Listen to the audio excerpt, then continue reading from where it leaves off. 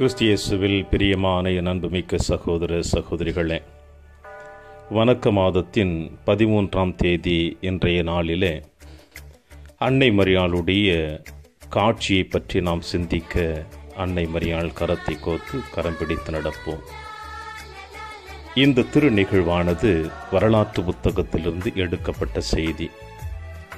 தூய பாத்திமா அன்னை என்ற பெயர் போர்ச்சுகல் நாட்டின் பாத்திமா நகரில் கிபி 1917ஆம் ஆண்டு மே மாதம் 13ஆம் நாள் முதல் 1917ஆம் ஆண்டு அக்டோபர் மாதம் 13ஆம் நாள் வரை லூசியா சாண்டோஸ், ஜெசிந்தா, பிரான்சிஸ்கோ மார்டோ என்ற 3 சிறுவர்களுக்கு அன்னை மரியாள் காட்சி அளித்ததன் அடிப்படையில் அவருக்கு வழங்கப்பட்ட பெயராகும். இந்த உலகத்தின் பல்வேறு இடங்களில் மரியன்னை அளித்த காட்சிகளில் சிறப்பு வாய்ந்ததாக பாத்திமா நகர் காட்சியையும் விளங்குகிறது. 2ஆம் உலகப் போர், ரஷ்ய நாட்டின் மனமாற்றம் ஆகியவை பற்றி பாத்திமா அன்னை வழங்கிய முன்னறிவிப்புகள் அப்படியே நடந்ததால் பாத்திமா காட்சி மிகவும் பிரபலம் அடைந்தது. பாத்திமா அன்னையின் திருவிழா மே மாதம் 13ஆம் தேதி கொண்டாடப்படுகிறது.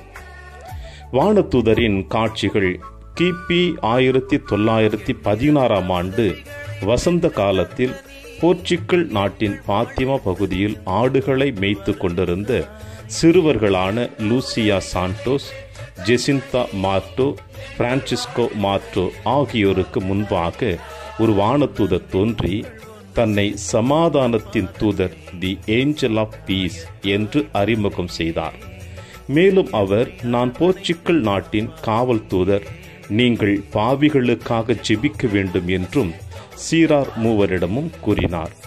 கிபி 1917ஆம் ஆண்டு மே மாதம் 13ஆம் தேதி சீரார் மூவரும் முன்னும் மீண்டும் தோன்றிய அதே வானதூதர் கையில் தற்பொழுது நற்கருணை ஏந்தி இருந்தார்.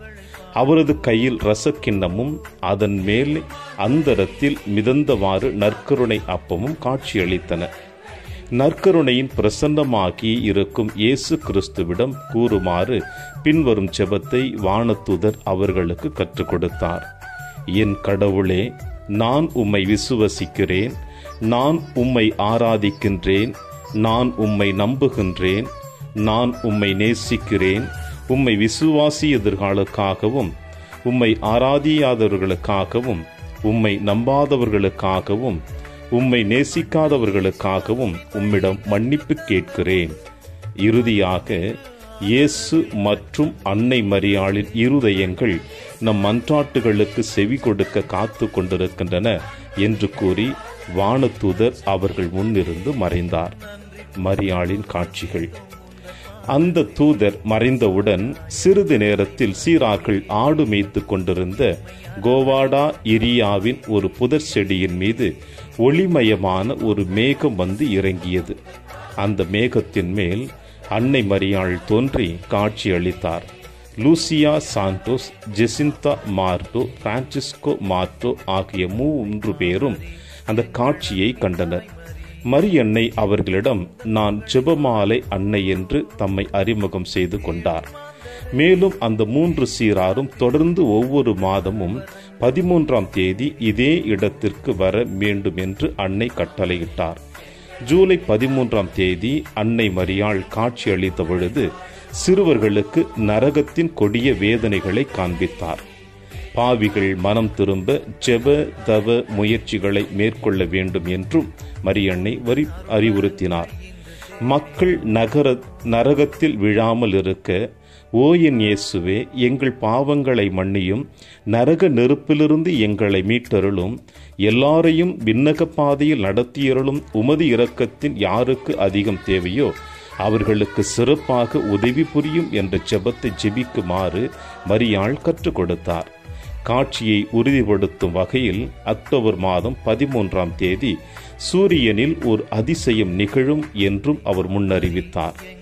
ஆகஸ்ட் மாதம் 13ஆம் தேதி லூசியா, ஜெசிந்தா, பிரான்சிஸ்கோ மூவரும் அதிகாரிகளால் விசாரணைக்காக அழைத்து செல்லப்பட்டனர்.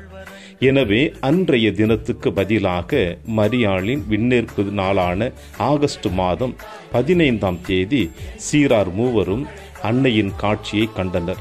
மக்கள் பலரும் அன்னையின் அற்புதத்தை காண இச்சீராரை பின்தொடர்ந்தனர். மேலும் அன்னை தமது காட்சிகளின் பொழுது மனிதரின் தீய நடத்தையையும் இறைவனின் கோபத்தையும் வெளிப்படுத்தினார். மரியாள் காட்சி அளித்த வேளையில் நிகழ்ந்து கொண்டிருந்த முதல் உலக போர் விரைவில் முடிய போவதாகவும், மக்கள் தொடர்ந்து பாவம் செய்தால் அதைவிட கொடிய உலக போர் மூளும் என்றும் அன்னை எச்சரிக்கை செய்தார். வானில் காரணமின்றி தோன்றும் ஓர் ஒளியே அந்த போருக்கு அடையாளமாக இருக்கும் என மரியன்னை முன்னறிவிப்பு செய்தார். கிறிஸ்தவர்கள் செபித்தால் மக்களிடையே, குறிப்பாக ரஷ்யாவில் மனமாற்றம் நிகழும் என்றும், கிறிஸ்துவை அறியாதவர்கள் விரைவில் மனம் திரும்புவார்கள் என்றும் அன்னை மரியாள் மொழிந்தார். தலைவணங்கி கடவுளிடம் மன்னிப்பு கேட்குமாறும், கிறிஸ்துவின் திருச்சிலுவை முன் மண்டியிட்டு செபிக்குமாறும் மரியன்னை அறிவுறுத்தினார். இறுதி காலத்தில் மக்கள் கடவுளின் கட்டளைகளை மதிக்காமல் நடப்பர், மக்களிடையே மனக்கசப்பும் வெறுப்பும் நிலவும், மனிதர்கள் உலகையே அழிக்கும் பயங்கர ஆயுதங்களை கண்டுபிடிப்பர் என்றும், இயற்கை சக்திகளினால் சிறிது சிறிதாக அழிவுகள் ஏற்பட கடவுள் அனுமதிப்பார், குளிர்ந்த இரவில் ஏற்படும் கொடிய நிலநடுக்கத்திற்கு பின் உலகத்தின் பேரழிவுகள் தொடங்கும், கடவுளுக்கு விருப்பமான மக்கள் மட்டுமே அதில் தப்பி பிழைப்பர் என்றும் அன்னை மரியாள் கூறினாள். பின் கிபி 1917ஆம் ஆண்டு அக்டோபர் மாதம் 13ஆம் தேதி அன்னையின் காட்சியை காண சுமார் 70,000 பேர் கூடியிருந்ததாக நம்பப்படுகிறது. அப்பொழுது வானில் வியத்தகு அதிசயங்கள் தோன்றின. வானிலிருந்து பல வண்ணங்கள் தோன்றி மக்கள் மேல் ஒளிர்ந்தன. பெரிய மழை பெய்த வேளையில் அன்னை மரியாள் காட்சியளித்த புதரும் 3 சீரார்களும் இருந்த இடம் மட்டும் உலர்ந்தே காணப்பட்டன. மக்கள் பலரும் அன்னை தோன்றிய ஒளிரும் மேகத்தை கண்டனர். அப்பொழுது அவர் சீராரிடம் செபிக்க வேண்டும், பாவத்தினால் கடவுளின் உள்ளத்தை புண்படுத்தக்கூடாது என்று மிகவும் வலியுறுத்தி கூறினார். மக்களின் மனமாற்றத்திற்காக செபமாலை செபிக்கப்பட வேண்டும் என்றும், இறுதியில் தனது மாசற்ற இதயம் வெற்றி பெறும் என்றும் மரியன்னை மொழிந்தார். சூரியனில் அற்புதங்கள் நிகழ்ந்தபோது சூரியன் மக்களின் கண்களுக்கு குளிர்ந்த நிலவு போன்று தோன்றியது. அது பம்பரம் போல சுழன்றவாறு சிறிது நேரம் அங்கும் இங்குமாக தள்ளாடியது. இவற்றை அங்கிருந்த அனைவரும் பார்த்தனர். இந்த செய்தி போர்ச்சுகல் நாட்டு பத்திரிகைகள் அனைத்திலும் நிழற்படங்களுடன் வெளிவந்தன. 3 ரகசியங்கள் அன்னை மரியாள் பாத்திமா காட்சி கொடுத்த பொழுது நிகழ்ந்தது. முதல் ரகசியம், அன்னை மரியாள் பாத்திமாவில் காட்சியளித்த பொழுது மக்கள் பாவத்தில் இருந்து மனம் திரும்பவில்லை என்றால் மீண்டும் ஓர் உலகப் போர் தோன்றும் என்றும், காரணமின்றி இரவு வானில் தோன்றும் ஒரு ஒளியே அதற்கு அடையாளமாக இருக்கும் என்றும் கூறினார். அன்னை முன்னறிவித்த அந்த ஒளி 1938 ஜனவரி 25ஆம் தேதி வானில் தோன்றியது. பூமியின் வட அரைக்கோளம் முழுவதும் ஒளிர்ந்தது. அதைத் தொடர்ந்து 2ஆம் உலகப் போர் மூண்டது. 2வது ரகசியம், அன்னை மரியாள் பாத்திமாவில் காட்சியளித்த பொழுது ரஷ்யா தனது மாசற்ற இதயத்திற்கு ஒப்பு கொடுக்கப்பட வேண்டும் என்றும், ரஷ்யா கம்யூனிச கொள்கையில் இருந்து மனம் திரும்ப கிறிஸ்தவர்கள் அனைவரும் ஜெபிக்கப்பட வேண்டும் என்றும் கேட்டுக்கொண்டார். திருத்தந்தை 12ஆம் பயஸ் முதலில் உலகத்தையும் கிபி 1952ஆம் ஆண்டு ஜூலை மாதம் 7ஆம் தேதி சாக்ரோ வெர்ஜென்ட் என்ற தனது திருத்தூது மடல் வழியாக ரஷ்யாவையும் மரியாளின் மாசற்ற இருதயத்திற்கு அர்ப்பணித்தார். கிபி 1984ஆம் ஆண்டு திருத்தந்தை 2ஆம் ஜான் பால் உலகத்தை மீண்டும் மரியாளின் மாசற்ற இருதயத்திற்கு அர்ப்பணித்தார்.